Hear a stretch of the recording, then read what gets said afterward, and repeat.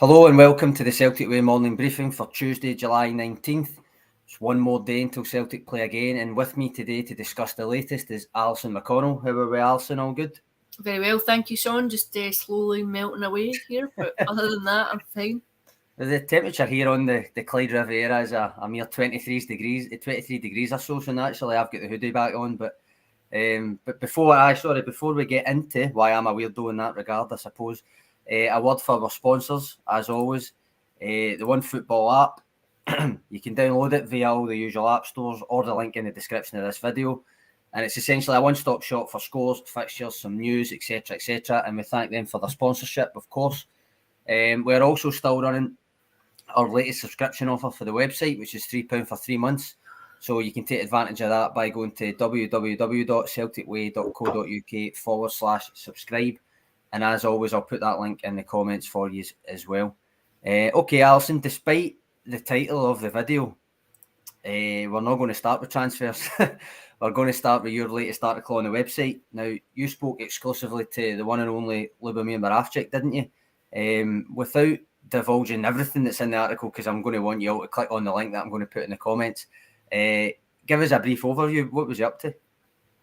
Yeah, I just spotted that he was at the game last week, and I thought it would be interesting to hear what his thoughts were on it. So it's just quite interesting to hear his assessment and talk about what he took from it, and just also I think he has an affinity with Celtic as a club. Although he went very late in his career, I think he still has a pull for Celtic. I think he was quite happy to go along, took his boy along to the game, and I think they were along at Celtic's hotel before the game, just catching up with a few people. And it's always nice to speak to him. We crossed paths for a while when he was at Celtic, and it's always nice to hear his thoughts. I think he's very intrigued at what the Champions League might throw up for Celtic, and of course he would have been part of that very first Celtic squad who qualified for the group stages of the Champions League when Celtic knocked out Ajax over 2 legs and qualified. And it's funny because one of the abiding iconic moments from that game was his celebration at Celtic Park. I think the sort of 2 hands aloft image that carried him, carried from that game. And I think he'd always went through his career looking to play in the Champions League, was desperate to play in it, and given the age he was, I think he'd feared it might have passed him by. So I think he fulfilled his own career ambition when he played in the tournament, and of course never looked out of place in that environment at all. So I think he's just a bit intrigued about what the season holds. I think he was very complimentary about the kind of football that he sees Ange Postecoglou trying to play, and always just nice to hear his thoughts. Frank Brennan with a comment, another piece of magic from Moravcik. Am I reading that in Archie McPherson's voice, Alison? I think I might be. Is that the game against Juventus? That's what I was thinking, but Frank, tell us if we're right there. I was reading it in Archie's voice. I don't know if that's the case, but I remember that game against Juventus. It was Halloween. I was at dinner with Galoshians and stuff before it. But we've got a few comments here actually. Calling us out, Alison. The morning briefing starts every day at 10 a.m. No, it doesn't. We were 8 minutes late today, Pete. I apologise. And Frank's got the answer. It's because I was putting my hoodie on and it's 23 degrees heat. Yeah.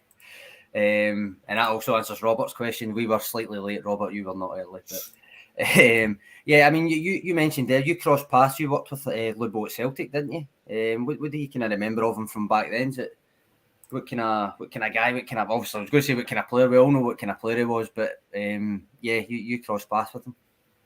Yeah, he was a very good friend to the Celtic view at that time. I think when your job was to go and try and get people to speak to you and to open up, there are certain personalities that are more amenable to that than others, and he was always particularly helpful in that vein. And I always got on quite well with him. He's a clever guy. He's pretty intelligent.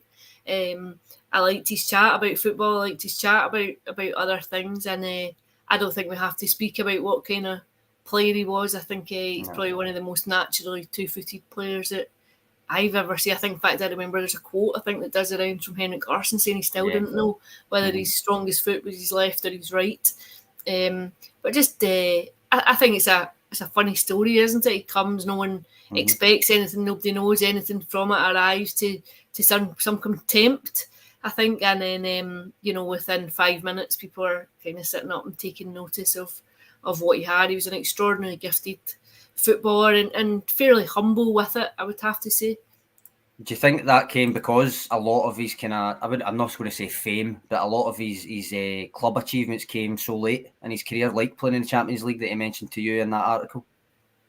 Yeah, I think so. I think, the political background too of where he was and what was going on. But I think he's just one of these players who'd really slipped under the radar, but extraordinarily gifted footballer. He really was. I think, I think Martin and Neil used to say often that, if we only had Lubo 10 years younger, he'd have a world-class player. I think just one of those players who could do something and make something out of nothing. I think, remember the night he trapped the ball with his backside. He brought the ball down and scoring from corners, and just that ability to do something special.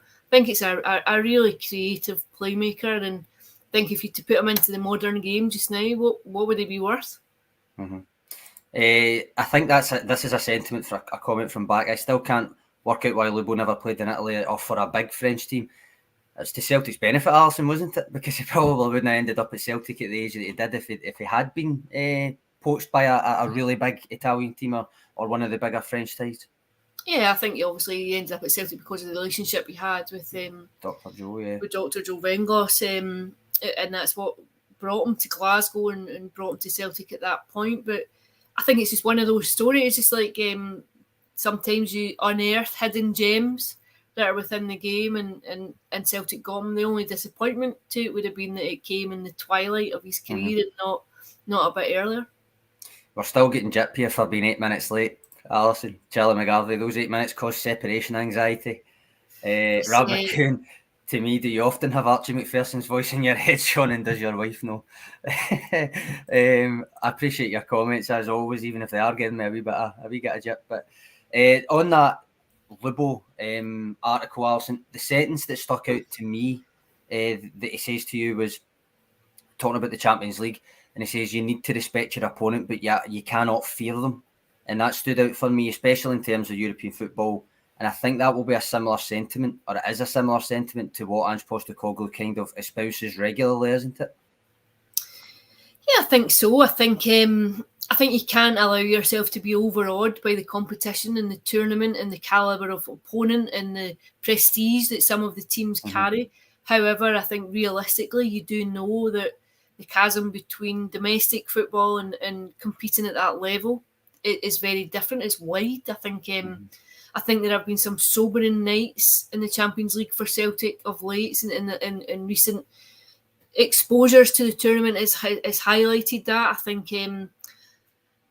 think it's a compromise of trying to find a way to play that suits yourself while also limiting that of your opponent, and knowing that trusting the players that you do have and encouraging them to be bold, to be brave, to be creative on the ball, to take chances as and when they come. And I think sometimes that's when it helps if you have previous European experience there. I think Celtic do have a couple of players that have Champions League experience. I think the more experience you get of it, the better it is for that very reason, that you can't afford to be overly intimidated by it. And I think when you look back to that side that Lubomir Moravcik was part of and who went into the group stages of the tournament for the first time, I think there were some very talented players in that squad. I think, if you to compare like for like now, they would be out of reach for, I think, if you look at where they came from and the bracket they were in and compare them to a modern day system, they would probably be out. Oh, the Gremlins have got Alison for 2 seconds there. That's not happened for a while, actually. We've gotten plenty of your comments while I'm waiting on Alison's Wi-Fi to sort out again. Plenty of comments about Lubo just in general. Tim and on Lubo nutmegging Pavel Nedved, who was obviously a Ballon d'Or winner in the early 2000s. Michael McDonald, Lubo's short corner against St Johnstone at Parkhead, genius. Tim and on again, the most naturally gifted Celtic player I've seen. I think a lot of people would actually agree with that, Tim. And also Patrick, that's a fair point. I forgot all about that he wasn't. He was meant to move to Marseille before he broke his leg up. That's a fair share. That's my fault. We'll try and get Alison sorted at some point. Is she back? Nope. 2 seconds. Just send her there. Right, again, guys. Get your comments in while I'm doing this, because you're essentially just watching me look at my screen now, but that's fine.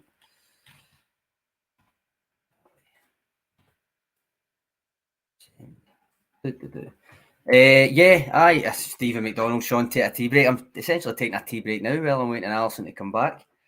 That's her away properly, so I presume she'll be back on the phone in a wee minute. Pete McGee talking back to Frank Brennan. We were blessed to pick up the King of Kings for a paltry few $100,000. That's true as well. I mean, you'd be hard to press what one would be. No, it would still be Larson, wouldn't it? That would still be the main guy of the kind of bargains. There she's back. Or is she? It's the grey wheel of death. What song would you like, Michael?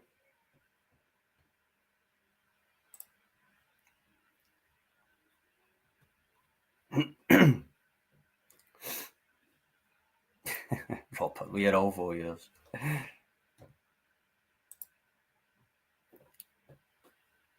I'll take that. Thoughts on the new top, Michael? Nah, it depends what top do you mean, the home top? Because I just don't like the silver on it. I think it looks a lot better on the players than it did in the pictures, but no. I think it's the silver, I think, just kind of spoils it for me. Alison's once again away. Those gremlins have got her. Keep getting your questions in, because we will when she comes back. We will when she comes back talk about the latest transfer link, but I'll wait until she's back before we do it. Pete McGee, going anywhere nice. I was in Oban last month. Took the wee one away for our first holiday. Me, our mum, the wee one, the dog. Carnage. Absolute carnage.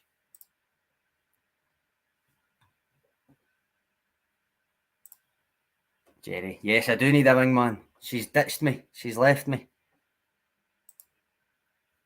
Oh, is he? Talk between yourselves. That's essentially what we're doing just now. Patrick, home top looks nice in a hot sunny day. Well, they all look nice in a hot sunny day, I suppose. Rab. Obviously, Rab, you've not watched yesterday's briefing. I would say tune into that, but we've got an in-depth, as we want to do, we've got an in-depth deep dive scouting report on Aaron Moy up on the site today. So I'll actually put the link to that in the comments for you.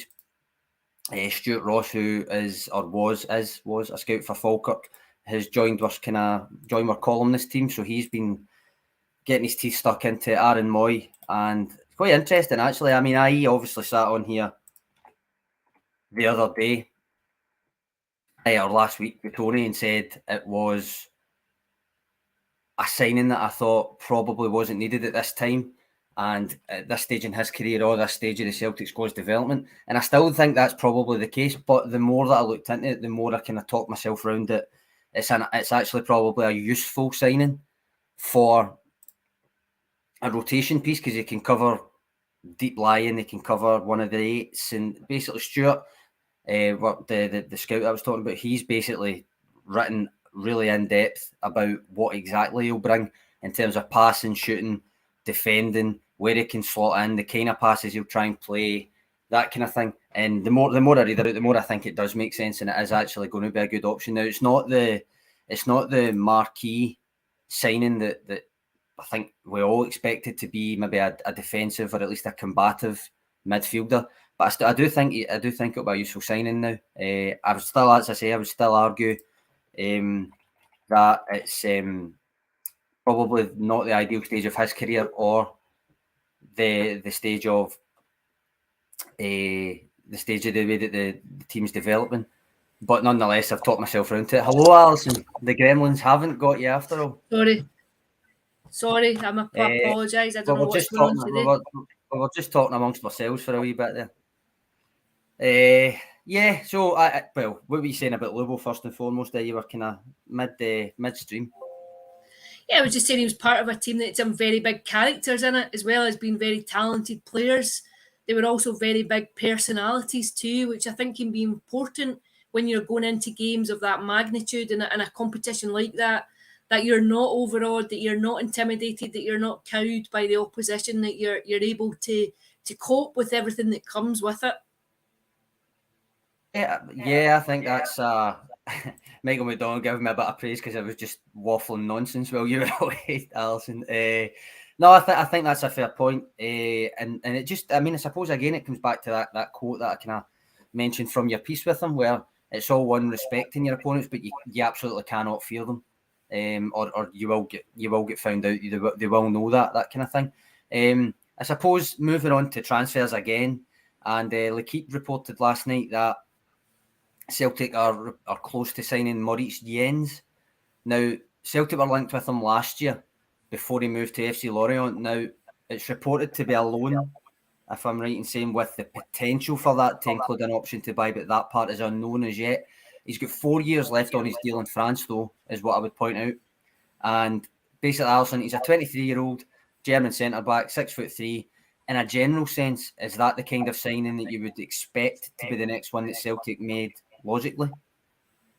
Absolutely. I think I think there's been no question at all that they've been in the market for another defender, for another centre half. I think you can see the need for it. I think it's been anticipated that would come this week. I think a young player with some experience, I think probably fits the mould. I think the fact it's a loan deal, I think Celtic won't be overly put off with a loan deal, given the fact that the recent ones have worked out so well in terms of Cameron Carter-Vickers and Jota. I think if there was to be another loan, then so be it. I think maybe ideally you'd want to bring someone in on a permanent basis, but I think he's a player that Celtic know because they've been linked with him before. I think he's been on the radar before and on the radar previously. I think you know what you're going to get. And I think it's fairly clear that it's an area of the pitch that needs to be strengthened. For those, been asking some questions about his position and stuff. As I'm wont to do, I had a wee gander on Y-Scout and watched some clips ahead of this. So the breakdown of like where he's played as a senior player, from what I can gather through the usual data channels and stuff, is as follows. So 2.2% of his minutes have been at right back, which isn't much, obviously. 26.8 at left centre back, 32.8 at centre back, and 38.3 at right centre back. So it's worth noting he's played in a back three a lot as well. He's listed most places as right-footed, which I know a lot of people wondered about due to the kind of perceived need for a left-footed left centre-back, so that'll be a consideration. When you see him play, and I admit I've not watched a lot of clips, but I have watched some, and not just the YouTube videos, because obviously that's cut together for the kind of positives. So I've just watched general clips of him during games, and it does seem right foot dominant, but he does seem comfortable using his left as well. And I would always point out, and I often have, that there are some right-footed defenders who just prefer playing on the left anyway. Virgil van Dijk, for example, prefers playing left centre-back, even though he's right-footed. Maybe that's an extreme example, considering he's arguably the best in the world. But I suppose it's just worth pointing all that out, Alison. We'll obviously have something more substantial up on him on the website. But I'm going to ask, Alison, could we infer from all of that Christopher Julian probably is going to exit, that Stephen Welsh is viewed probably as a backup or rotation piece, and maybe Boston Lobo isn't ready yet to fill the other space that would leave. So the club are essentially looking or opting for another loan deal in the meantime to see how it goes? I think that's a very obvious conclusion. I think Christopher Julian has looked as though he's been in his way out of the club for much of this summer. I think starting from comments made towards the end of the season, and then just how he was the day that the league trophy was presented. I think you've not seen too much of him over the course of pre-season. Obviously, he's featured, but I thought it was quite interesting. He didn't start on Saturday's game against Blackburn Rovers, and yeah, I think the natural conclusion to draw is that he may be going elsewhere. Yeah, I think given it was so close with the Schalke deal, Yeah, I think that's probably a fair conclusion to make. He also has been given minutes in pre-season, so if there was a chance to keep that door open, he had the opportunity to make sure that he did do it. It sounds as if they are going for another centre-back, then yeah, it sounds as if maybe that's not been the case. You've also got to consider, and I think it gets forgotten about sometimes, wages plays a role in all of this. It's never just a transfer fee, the wage thing. Sometimes, and this is where I kind of stood with volleyball and goalie as well, not that it would have been on a massive wage or anything, but it was still wages that were not going to be utilised for Celtic, if you know what I mean. So taking some sort of hit on a transfer fee to save longer term, still paying the wage weekly is it makes sense. And I think that might be the way that they look at it with Julian as well, if he's not going to be threatening the first 11. Yeah, I think so. And I think, he was one of the senior players within the squad. I'm sure it's a fairly sizable financial sum that could be used and better spent elsewhere. I think if he's not going to be featuring on a regular basis, I think that's just sound business. I think to utilise the resources that you have and optimise them in the best way possible. The only other thing I would, and I keep noting this anyway, but about the need for another centre back is just how much they paid for Carl Starfelt last summer. Remember, it was over $4 million, so it was a significant investment for Celtic. I don't think it's then a given that any other similar fee will be parted with for someone to come in and just essentially play over him anyway, is it? Yeah, and I think a loan deal kind of can suit both parties at times when you have a situation like that. I think it's almost a try before you buy too. Mm-hmm. Bring him in, see, does he fit in? Are you going to utilise him? Is he there for depth, or does he end up in the first team squad? And I think you probably need a bit of competition for places in that area of the pitch. I think you probably need other options too. Again, we've spoken repeatedly just how many games there are. If you have injuries or you have niggles even, that you've got to be able to rest people, I think it's important that there are options. But I think the loan deal might suit everyone just at this point in time. There's a lot of chat in the comments about an obligation versus an option to buy and stuff. Obviously, the difference, and someone's pointed out in the comments, the difference is, for instance, the Jota deal was an option to buy, and Maeda's deal was an obligation, so you always knew that was going to be met come the end of the season. And right now, as far as I'm aware, we don't know if a loan deal for Moritz Jenz would include any option or obligation to buy, and what one it would be if it did. So yeah, I mean, David Ferguson's making the point, regardless of whether there is an obligation or an option, it's still essentially try before you buy. I'd agree with that, but obviously if he does very, very well and there's no option or obligation, then presumably the price would just go sky high at that point. Yeah, I think sometimes it's best to protect yourself with with an option to buy, and then that way, if it works out, you know what the fee is, and if you have a player who comes in and does particularly well, then the ballpark figure doesn't move hugely. I think you know what you're playing with. I think an obligation to buy is very different. I think it's a bit more unusual too. Whereas an option to buy, I think, is fairly common sense. Patrick McLaughlin with a comment saying every loan is as if you're intending to buy him. I disagree with that. I think for Celtic, arguably it should be that you don't really loan people anymore. I'm thinking obviously the John Joe Kenny situation or that kind of thing. That was never really an ideal situation when you end a season with 3 of the back 4 as loanees. But generally speaking, if Celtic bring in a loan player, there probably should be an option or an obligation to buy. But in general, with loan deals, I don't know if it is general you mean, Patrick, but in general, Celtic have benefited from sending people out on loan with no intention to sell them to someone, is what I would argue. I think of Callum McGregor at Notts County, Ryan Christie up at Aberdeen, Chris Ayer at Kilmarnock, that kind of thing. So I take your point, if it's just Celtic loaning someone in, they should look to kind of be able to make it permanent. But in general terms, no, I think loan deals can be beneficial without any sort of purchase thing at the end of it, Alison. Yeah, I think it very much depends on the club. I think it depends on the club and the player. I think, there are 2 parties. There's never just one singular party in it. You've got 2 clubs, you've got a player, you've got to take everyone's interest into account. I think a lot of time it is about young players going out to get first team experience, to get competitive football with a view to coming back and then forcing their way into the first team. And the examples that you reference would be the immediate ones that come to mind of just that. I mean, Christopher Ayer was very young when he went to Kilmarnock. I think he was still only 18 or 19. We went down to Rugby Park, and Celtic had already, they had big ambitions for him, they had big hopes for him. It was simply a case of get some game time, exposure to the league, come back and be ready to fight for your place. So I think there's all kind of different perspectives to take on it. Mm-hmm. Patrick just written, I meant try before you buy is mostly the deal for the club when it comes to loan. Yeah, fair enough. Yeah. Now, one last thing, Alison, I wanted to ask you about, and it's shifting back to players already at the club. I wanted to ask you about young Rocco Vata.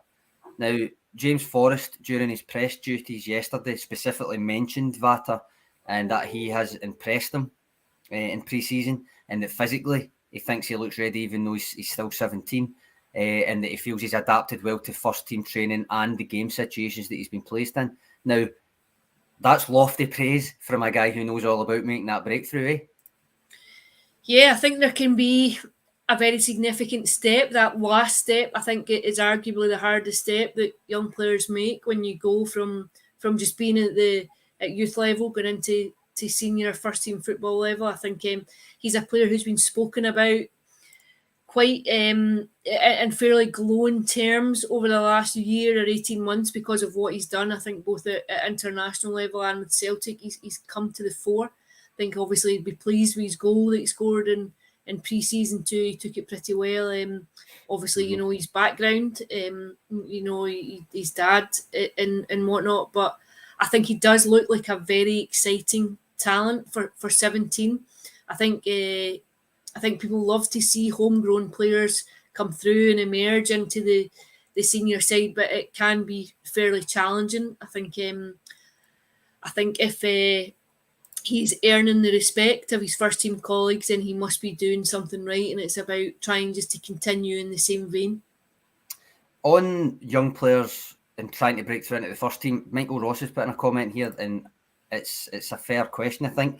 Dylan Reid is the St Mirren lad that he means. Dylan Reid opting not to sign first team football for St Mirren over B team football, presumably with Celtic. St Mirren's statement never actually mentioned Celtic, I should note, over B team football in the Lowland League. What do you guys think? What is your view on that, Alison? Dylan Reid opting not to go, reportedly not go to Celtic. As I say, St Mirren's statement didn't say it was Celtic, but I think that's the understanding. I think you'd have to applaud the boy, to be honest with you. I think it would be easy to be flattered and have your head turned by a big club coming in for you. I'm sure you would have been flattered by Celtic's interest. But equally, I think you would be cognisant of the fact that the pathway to the first team is very difficult. Competition for places is fraught. I think there's a lot of pressure to progress and go into the senior side. I think at St Mirren, there might be more opportunities at first team level, and I think the fact that he's chosen a path that I think not many people would. I think like to say, I'm going to stay at St Mirren, I'm going to try and get into the first team, I'm going to be trying to expose myself to first team football on a more regular basis. I may learn more from that at a young age that prepares me for a career in senior football. I think it's a brave decision. I think you'd have to applaud him for making it. I agree with you. I think it is a brave decision. Now, also from a Celtic perspective, you don't really want to see any talented young player turn Celtic down if indeed it was Celtic. But for thinking on it from the player's point of view, I agree with you. I think you need to applaud it, and it very much is a brave decision because football careers don't last long. You never know what's round the corner, all that kind of thing, and it is a true statement. But to back yourself like that, I've got a certain amount of respect for it. Yeah, I think so too. I think so too. I think it'd be easy to be flattered by the move and to jump at the opportunity, but I think he's obviously assessed every option in front of him and made a very professional career choice. Yep. Right. Well, including the time when the Gremlins had you, we've ranted nearly half an hour here. But just a reminder before we go that we're once again running that Twitter competition. This time we're giving away a home top. The same home top I was saying I didn't particularly like in the gap when you were away, Alison, when I was asked the question. But nonetheless, plenty of people do like it, and you can go and try and win one on the Twitter account. So I'll put the link in the comments, and as I said before, you go into your Twitter account, you retweet the post, you follow the Celtic Ways account, and then that's you in the draw for Friday. Before we go, I noticed this comment, Alison, earlier on when I put in the subscription link. Ed McCourt signed up last month. Honestly, the best Celtic content around. Keep up the good work. Much appreciate that, Ed. It's brilliant to hear that. Alison, I'm sure you agree. It's makes it all worthwhile, does it? One of your pals there hooked into the action. We're getting his pint on Friday. Right, on that very positive note, I think we'll call it there for today, Alison, shall we? Thanks for your contribution as always. Go and ring the Gremlins next when you get off of this. And thanks for the comments, guys. We appreciate them. We'll be back here tomorrow and we'll catch you all then. Thank you.